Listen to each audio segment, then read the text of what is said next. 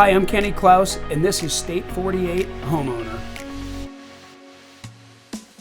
Hey everybody, and welcome to the State 48 Homeowner podcast for our October market update. And I'm here with Steve Farrington and Kraig Klaus. How you guys doing? Doing great, Scott. How you doing? I am great. Interest rates, however, are not. So, Steve, they're going up, baby. Where are interest rates? Well, today was what, October 17th? Based off of today's retail sales causing interest rates to go, you're right now, average 30-year fixed is 8%. Even for high quality borrowers. But I see advertisements at 7.25% and all of that. So again, going back to most of those are baking in now one discount point. 100%. Because they're trying to make it look better on paper. And even then, if you're seeing that's probably going to cost you more than 1 point. Right. 1 point right now in today's market, because the margins are so different, because the Fed has pushed the federal funds rate so far above the 10-year Treasury yield that the margins in banking and lending have increased from typical 2 to 2.2% to about 3 to 3.25%. So that yield spread difference has become tremendous. So that's why rates should be in the high sixes, but because of that difference in that yield spread premium difference, you're seeing rates in the high sevens and on their way up. And that's kind of where we are right now in late October and heading forward. We got a little relief for last week, though, right? For briefly, yeah, because bond market got a run on it for a bit. And unfortunately, because of what happened in Israel, with that breakout, with the conflict there, is that you had that flight to safety, which you'll typically see from investors going from stocks to bonds. And it was a very temporary thing, because then, of course, as soon as the focus goes off of that and back onto U.S. headline news and what's affecting interest rates, it comes back tenfold for us. Yeah. But, right now, we're going to continue waiting on a unified theme for slower economic data to come out. With retail sales coming in higher in the October 17th report, with the jobs data, even though it was inflated due to seasonal adjustments from a click of a button, not actual true numbers, had jobs reports coming in higher. And it also compared the non-revised to last month's revised. 100%. Which is always, because those numbers never match, and that's what I don't understand. Yeah, so. And you've also had, a big piece of the jobs data that's coming out as well is that since June, 1.2 million part-time jobs have been added to the U.S. economy, because a lot of people, again, to continue their lifestyle or make ends meet, even when you dive into these reports, it's part-time jobs. Second jobs. It's second jobs, really gig work or second jobs, things of that nature. And even with the retail sales, sure, they were higher than expectations for September, because these things always lag. The largest increases were people maintaining their autos, so auto cost, and that's not buying a new car. That's the cost for maintaining or keeping up your current automobile. Food, we're all feeling that. And then gas, which goes into retail sales. Right. So this, again, isn't inflation data. This is just the retail sales report, but gas goes into that. Food and auto, those are the top three. There's far less spending on discretionary items over the last couple of months, which is your furniture, building materials, electronics, clothing, all of those things. So again, the problem is that investors in the markets react to the headlines. Yep. And that's kind of what we're seeing now. So right now, and we were talking about this before we started the recording, is that right now, yes, rates are projected to go down. Just no longer can we tell you when. Right. That's unfortunately, I think I came on here maybe over the summer and I promised, and hey, if they're at 8% now, hopefully they'll be lower, but I can't promise that any further just because of the way things continue to progress. The way things are right now, and projections, again, because obviously projections in May were different than what the reality is, but the projections are second quarter-ish is what I keep hearing. We're looking at potentially sometime in the second quarter seeing rates come down. And it's been interesting to see. I said over last year that once they had a 5 in front of them, things were really going to take off. I think once we get into the low sixes right now, because we're up at the 8. I think if you just get a 6 in front of it. We spent so much time in the 7s, and now things are touching in the 8% range. Because again, that 7.92% average 30-year fixed today is for your high quality borrowers. I'm talking your 760 with 5 to 25% down payment. and potentially your government loans like FHA and VA. But if you're a conventional buyer with a 740 FICO score, putting 5% down, 3% down, 10% down, you're probably touching the 8s. If you have lesser credit, you're definitely in the mid 8s. So yeah, and I think people like to roll with round numbers. I think, if we saw it in the 6s, I think it would be a big shift in interest. If we saw it at 6.5, I think that's where we really started a big change. We saw it last year because rates went from 3 in January to by May they were like 5.5, and things slowed. Right, buyers were like, oh my gosh, I can't. And they got up to like 7. Then we got August, that 3-week blip where they were like 5.5 again, and things took off. Right. And it's funny how 5.5% in May was unheard. We're not doing that. But then when they get up to 7, and then we get back to 5.5, that's great. That's great again. And so I think, and you have so many people on the sidelines since probably last summer that have been waiting for either a market crash or rates to come down or doing all these things, or both. And at some point, you got to move. And so I think you're right. I think once it gets to a point where they go, okay, I'm in a 3.5 now. The new orange is 6.5, but I can make that work versus 3.5 to 8.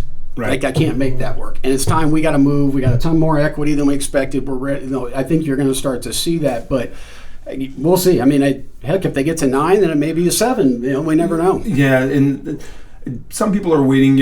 Obviously the Fed's going to meet November 1st is the next rate decision, and 95% was the confidence report today that they're not going to raise the Federal Reserve rate November 1st, and people are like, well, rates will come down then. I said, well, it's already baked in. You might get some reaction that day, but it's already baked in. With that high of a confidence level in them pausing or halting for a moment, because again, we say pause because halting would mean they're not going to raise again, and then you have another meeting in December. And unfortunately, that's why I'm hesitant to even say where we're headed towards the end of the year, because in Kiplinger's report, I mean, they're saying that retail holiday spending for this year is going to be up 10-11% for online spending. It's because the cost of everything's up. Well, and that's part of it, right?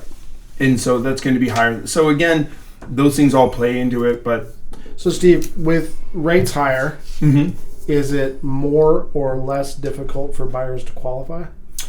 It depends on your buyer. I mean, really, it just comes down to the math of it. I mean, when you're talking higher interest rates, you're either buying less home than you originally anticipated, or, you have to have additional incomes. And a lot of times what I'm helping people with, and again, it's not everyone, because, especially with first-time home buyers who maybe don't have the ability or the larger down payments that some other move up or move buyers or people coming into the state, move up, move down buyers, is paying off debt and putting less of a down payment.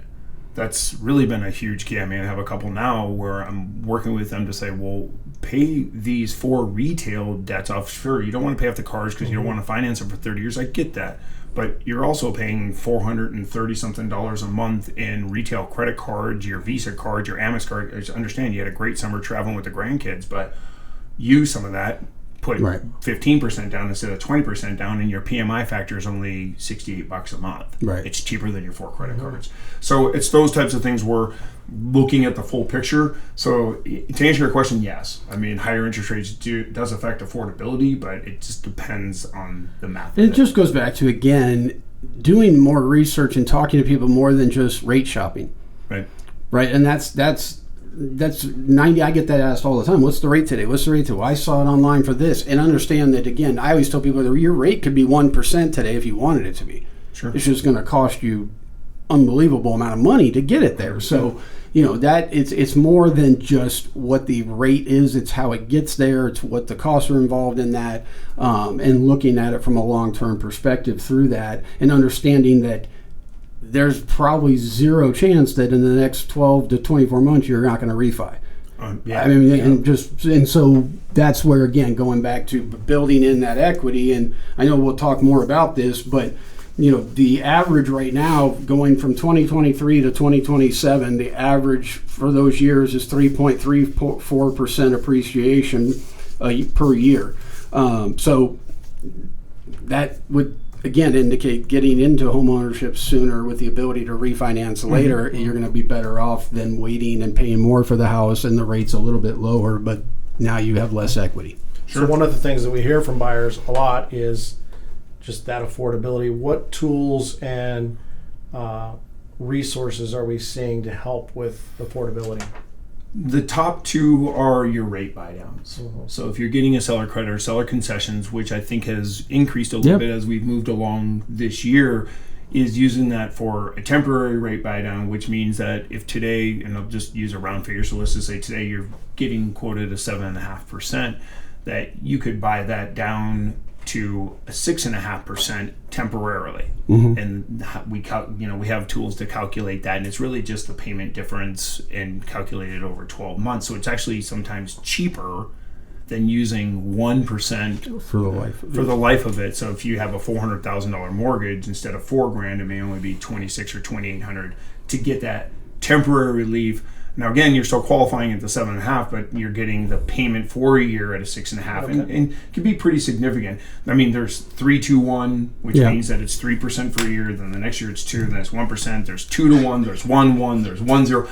There's a lot of options. A lot of numbers with the temporary rate buy down, and it's a great tool, especially if you're getting a credit from the seller and you already if you're using other people's money to do it, and especially if you have the money yourself, like the builders or the seller's money, and if you have the money yourself coming from savings for down payment, closing costs, anyways, and you're getting a credit, it's a great way to utilize it.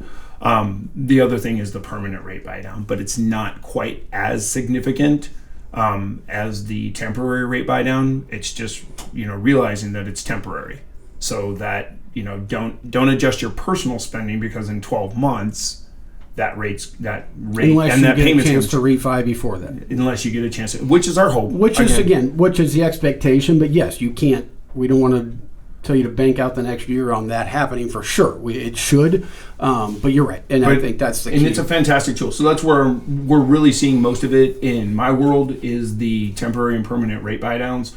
And again, you can utilize, again, for the temporary or permanent rate buy down, is putting less of a down payment if you have that opportunity. It's using the seller credit or concessions, and obviously there's programs out there that offer a little bit of a credit towards that as well. So that's really kind of what we're seeing right now.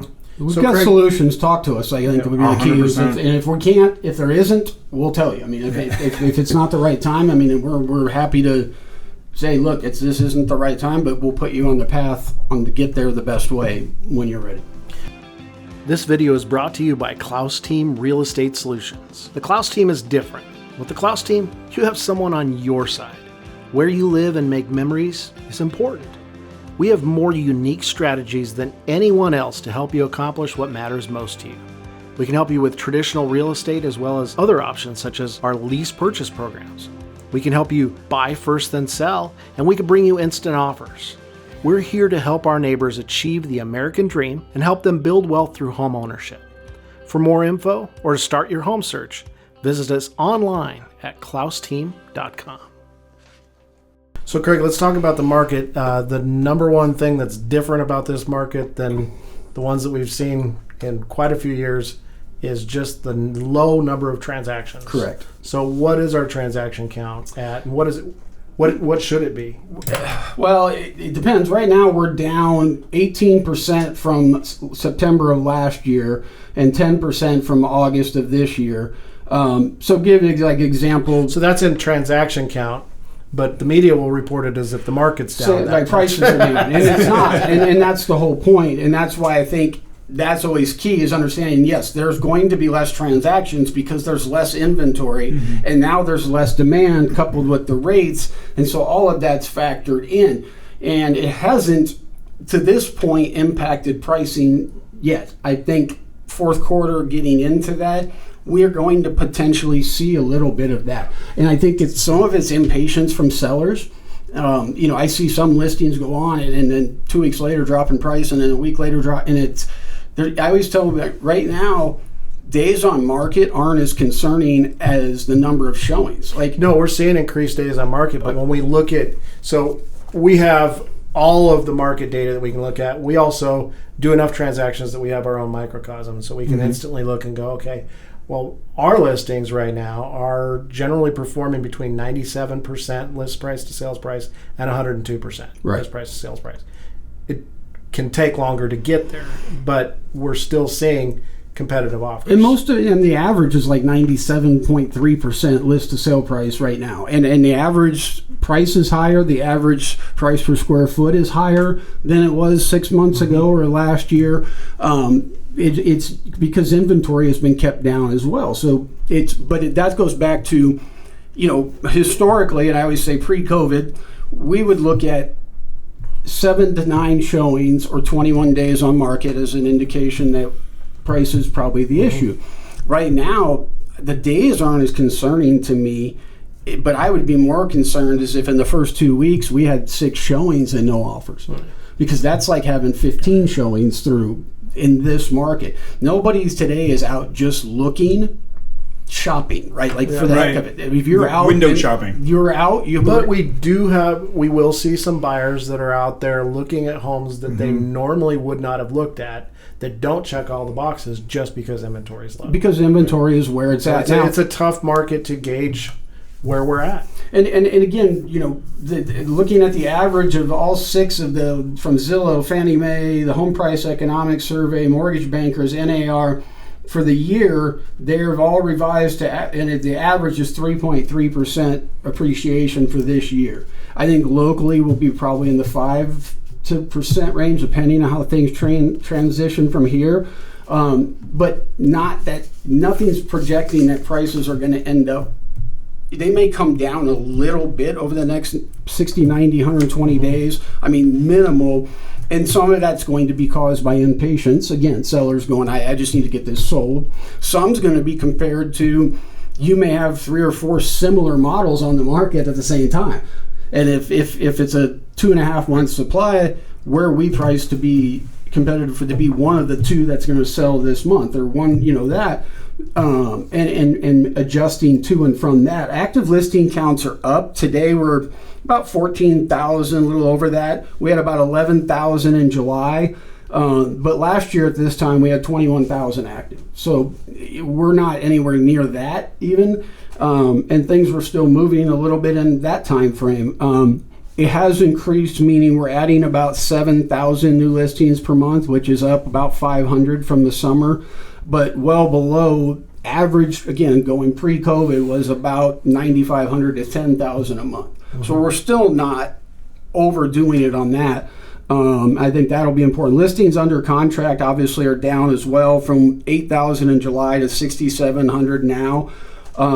Right now we're down to about 1,500 to 1,700 homes a week selling. It was 1,800 to 2,000, so not a huge difference, but it's there, which is what's leading to the increase in inventory. It's not a bunch of new listings. It's the ones that are on sitting a little longer, so when you're adding new ones, it's piling them up. Is any of that seasonal because we've already gone back to school? Part of it. I mean, August is normally a slower time. September is getting better, and then you've got this little couple month window here before you hit December, January.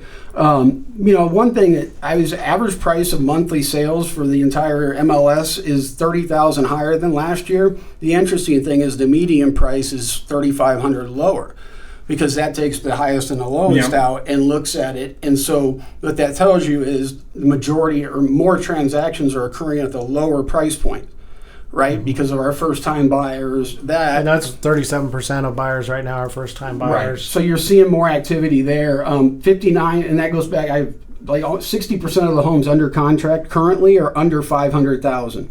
31% are between 500 and $1 million. Of the last sold in the last 30 days, 63% of the sales were under 500,000. 29% were between 500 and $1 million. Yeah, and we're not seeing it in a normal market. We're seeing a lot of people that are listing and buying because they're moving. Right now, we're seeing a lot of people who are either, like we said, over a third of them are first-time home buyers. A lot of folks are returning to home buying from moving into renting or second homes, investment. But a lot of them are cash. Yeah, because interest rates don't don't apply there. Yeah, and that's again going back to why the high end market is doing well, because people are taking money from stocks and other places and parking it in real estate as part of a balanced portfolio and hedging that, as opposed to financing it. It's one thing to finance it over 30 years at 3%, but to do it at 8% doesn't make as much sense for them when you're in that position. So how are different segments performing? Like I said, I think right now, anything under 400 single family, especially in the East Valley, that's what shows well, and anything decent is going to get a lot of traffic.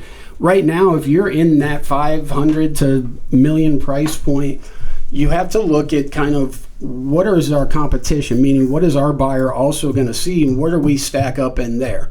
And do we have something that differentiates us? I'm going to be listing one here this week that is similar to about 3 or 4 other on the market in the same neighborhood right now. Price-wise, they're all pretty similar. We're going to go on at about the same price, but we have a 16,000 square foot lot. The house has been updated big time inside.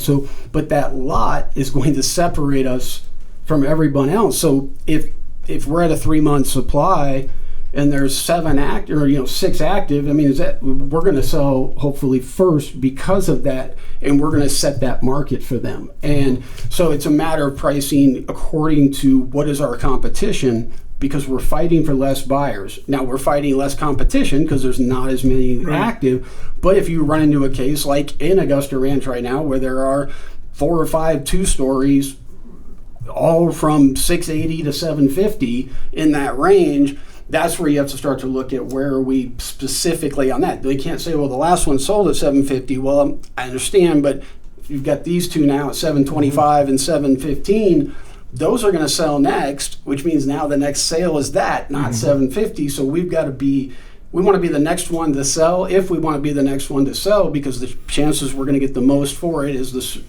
sooner we get it. It's something like that that's different. What do you have that stands out that's different, that will attract that? And if not, then we price it accordingly based on that. But so, I think the lower segment, because again, first time home buyers, because if you're selling a $750,000, say $800,000 house, that's typically coming from somebody who's selling their $400,000 to $500,000 house to then move up.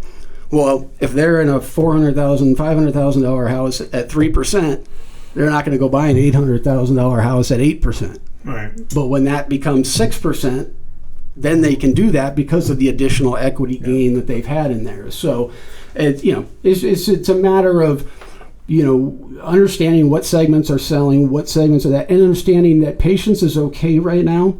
And don't panic because we didn't have a showing for the last week, because I've had listings where we've had 3 weeks on the market, 2 showings, and the second one wrote an offer.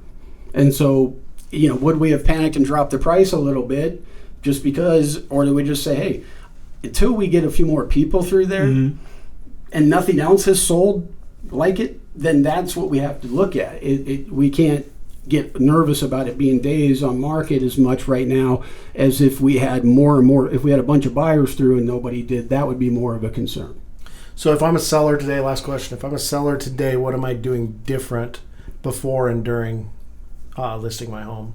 Calling us, hopefully. No, I think getting good advice and understanding that the person you're working with understands the current market conditions, meaning they have active inventory in this market, or they have listings under contract in this market, or they've sold in the last 90 days, to understand what's different, because it's not the same where you just put it on and wait for the first offers to come in over the weekend. You may get one showing the first weekend and then nothing for the week, and then the second showing comes that second weekend and you get an offer. And so I think understanding that, but more importantly is, where are we priced and compared to what else our competition is, what are our buyers also looking at, and where do we stand comparatively to that? Back to the little things matter. Back to having windows cleaned before pictures, having the house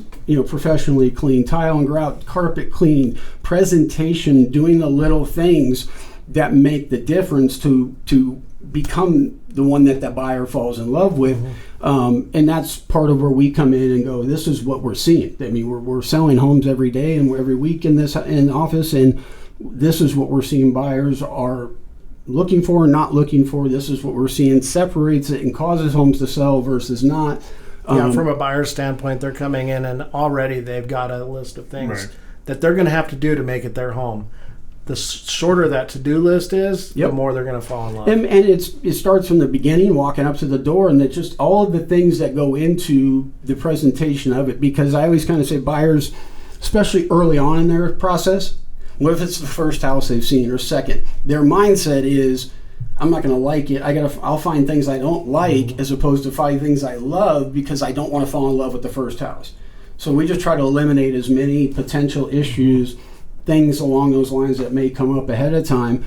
And I mean, we have the data, the experience, the results to show it works when we do it. When we do what we recommend that you do this, and this, if that's what it needs, it does work and it will sell.